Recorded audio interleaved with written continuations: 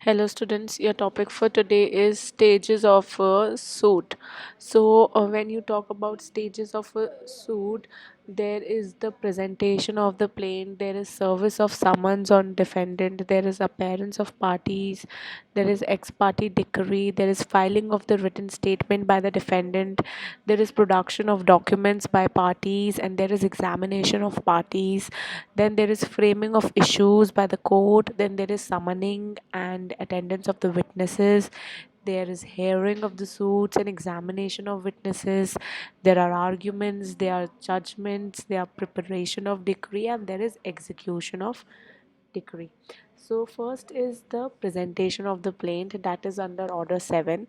In this the court is this is the first step, and this is the starting point of all the pleadings in a case in India.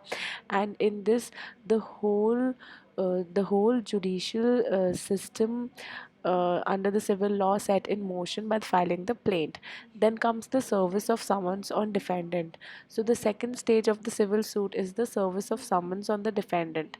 Summons is an instrument used by the court to call the person whose name is mentioned in the plaint as a defendant, and it is a way to inform the person against whose the civil proceeding have been commenced, and he is required to present his defense in the court.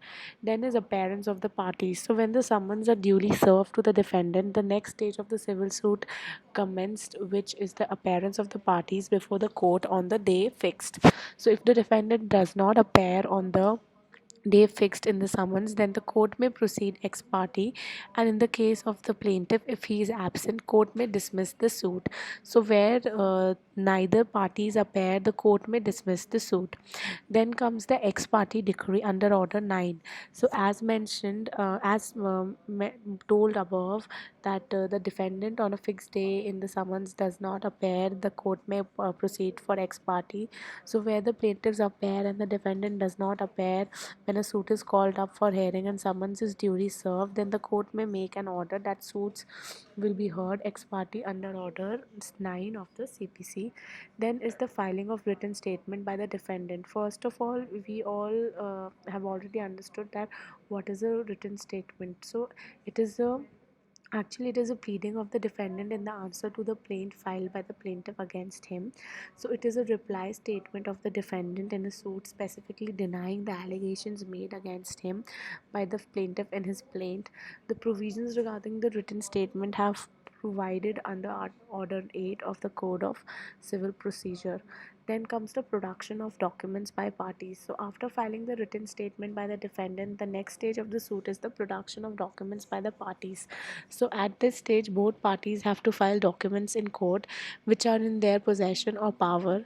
In such a situation where parties rely on such a document that is not in their possession, then parties have to apply to the court for issue of summons to authority or persons in whose possession these documents are. In such a case, parties have to deposit in the court cost of such production of the documents. Then comes the examination of parties. So, after filing of the written statement, the production of documents, and appearance of the parties, the important stage commences, that is, examination of the parties.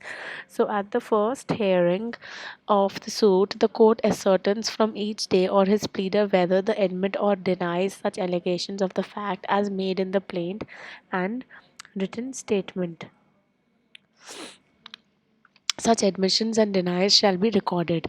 Then is framing of the issues by the court. So the next stage is of framing of issues. So it is the duty of the court or to frame issues, and order 14 of CPC provides the provision regarding the framing issues.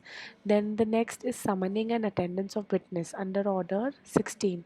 So after the framing of issues, parties shall present in the court a list of witnesses whom they propose to call, either to give evidence or to produce documents, and such a list shall be present in the court on the day appointed and not later than 15 days after the date on which issues are settled.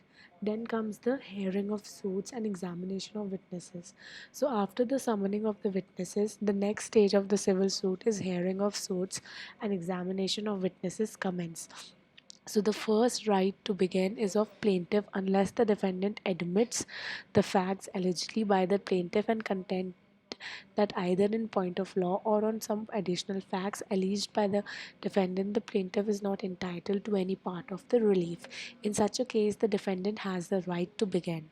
Then the plaintiff has to submit the evidence that was earlier marked. If any evidence was not marked earlier, then it will not be considered by the court, and the defendant's advocate will cross examine the plaintiff and also the witness who are from plaintiff's side. And the defendant also presents his side of the story supported by his witnesses and evidence from his side, and the plaintiff advocate also cross examines the defendant. Then comes the argument. So, as soon as the stage of hearing of suits and examination of witnesses is over, then the suit is kept for the next stage, that is the argument stage.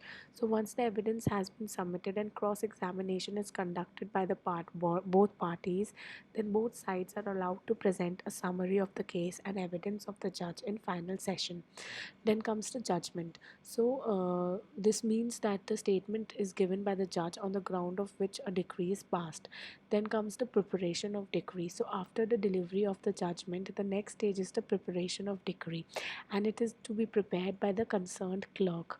Then comes the execution of decree. So, in this stage, the decree holder compels the judgment debtor to out the mandate of the decree or order, as the case may be, and it is a process by which a decree holder recovers the fruits of the judgment. The execution is complete when the judgment creditor or decree holder gets money or other things awarded to him by the judgment, decree, or order. That's all. Thank you.